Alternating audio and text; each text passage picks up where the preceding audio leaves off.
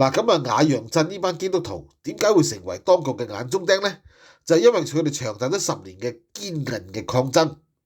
由14年浙江開始大規模強拆十字架以來，雅陽嘅基督徒一路都係處於抗爭第一線。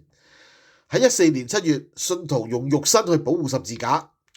到17年，呢個半靈教會啊，因為拒絕安裝監控，就爆發流血衝突。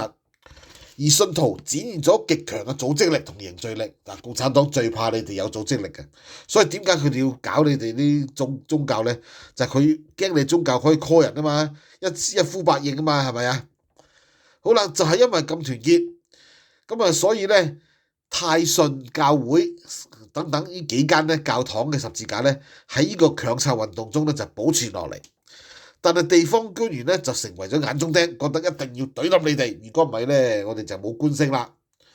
咁呢個咧主要就係習近平推行呢個宗教嘅呢個叫國家化共產黨化，所以咧佢係大力嘅打壓啲地下教會嘅。